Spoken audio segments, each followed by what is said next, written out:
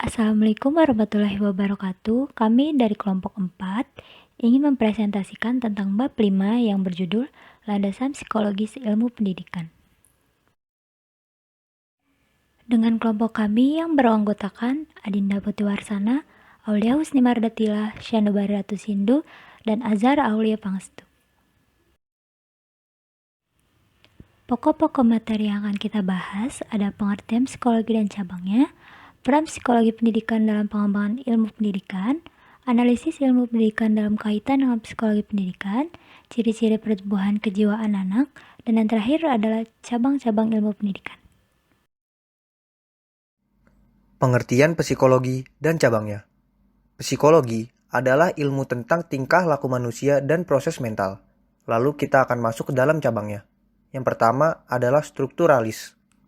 Dalam strukturalis, kita akan mencari elemen-elemen pikiran. Lalu yang kedua ada fungsionalis.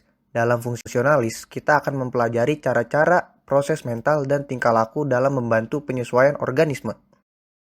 Cabang yang ketiga adalah behavioris. Dalam behavioris, kita akan berkonsentrasi pada studi objektif tentang apa yang dilakukan oleh manusia dan hewan.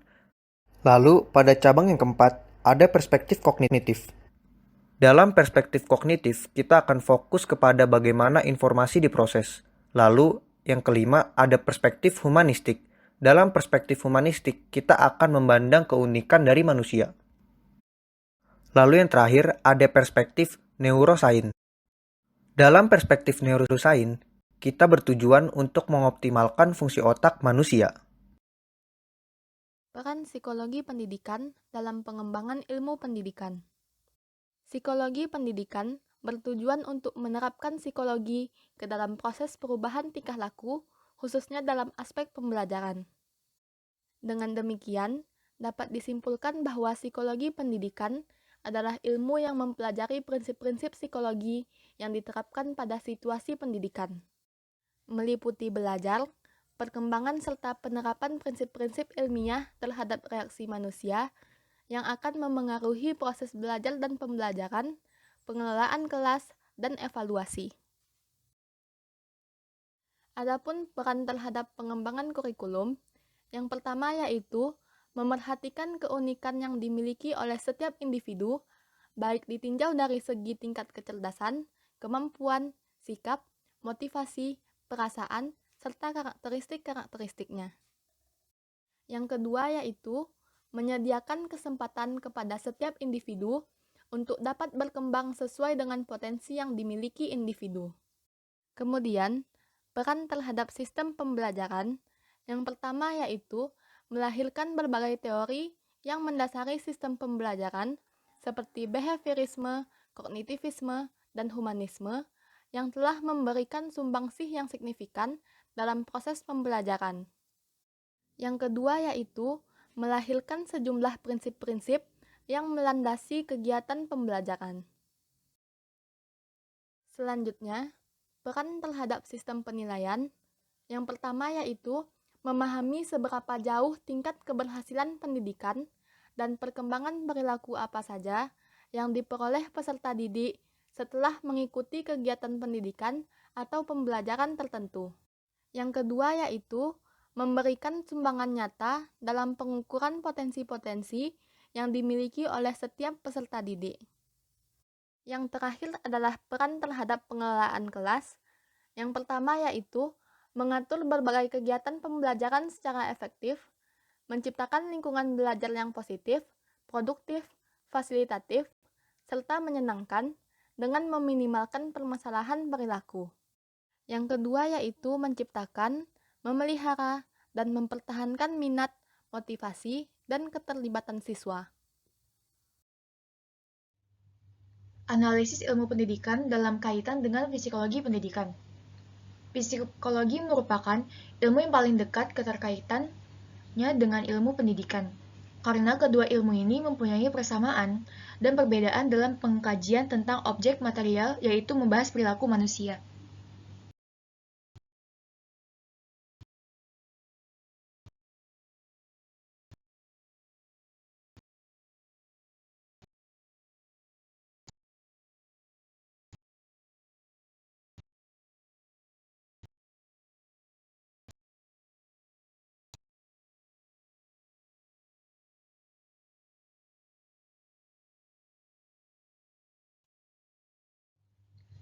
ilmu pendidikan dan ilmu psikologi memiliki persamaan dan perbedaan.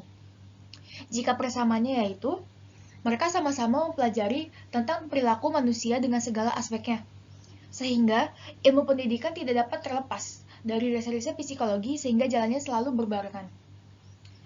Lalu, ada perbedaan. Perbedaan antara psikologi dan ilmu pendidikan itu dapat ditinjau dari dua hal. Yang pertama terletak pada fokus kajiannya. Psikologi mempelajari perilaku yang bersifat apa adanya, atau biasa disebut bersifat empiris. Sedangkan ilmu pendidikan, fokus kajian perilaku manusia bersifat normatif.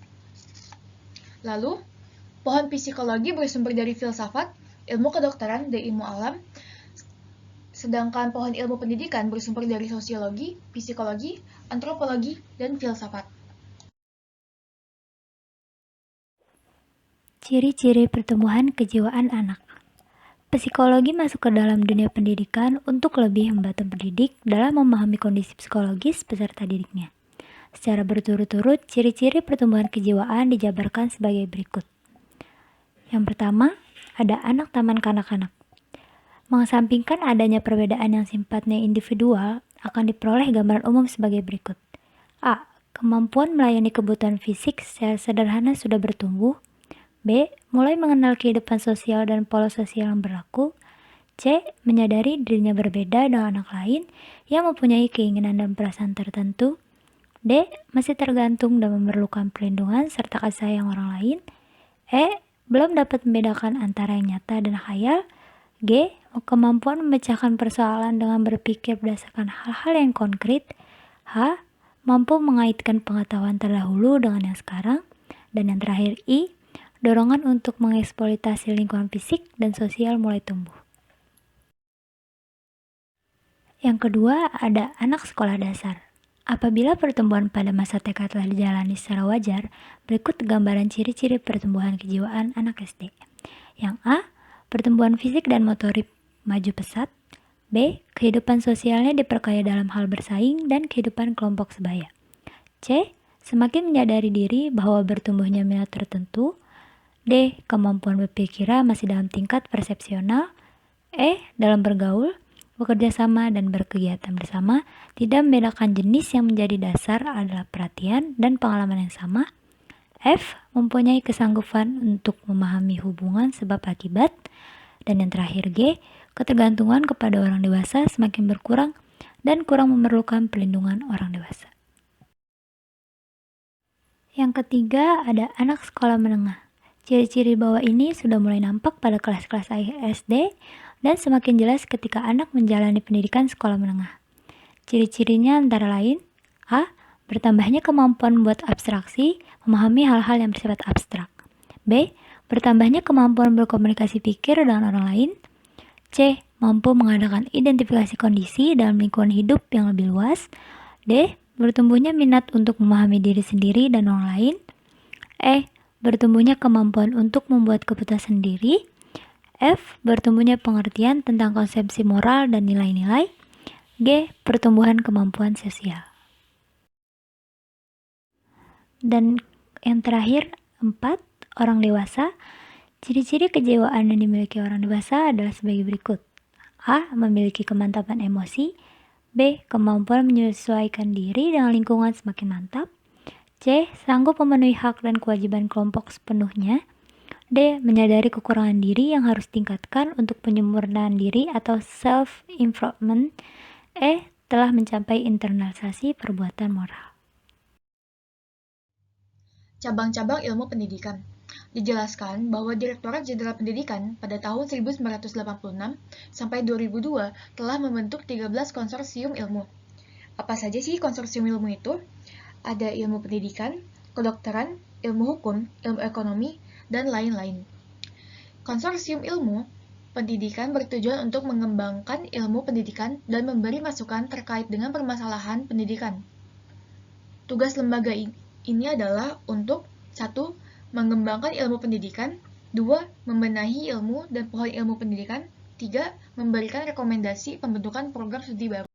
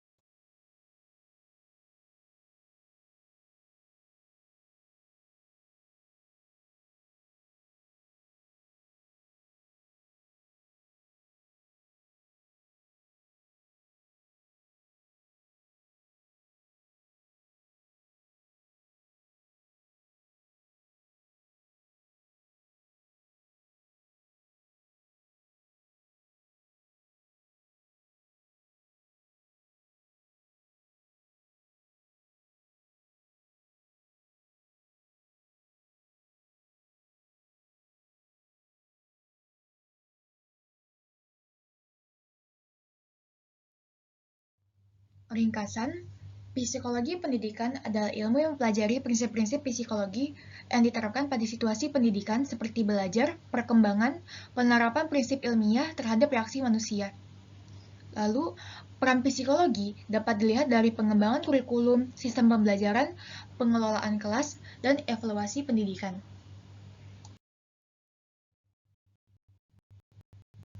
Sekian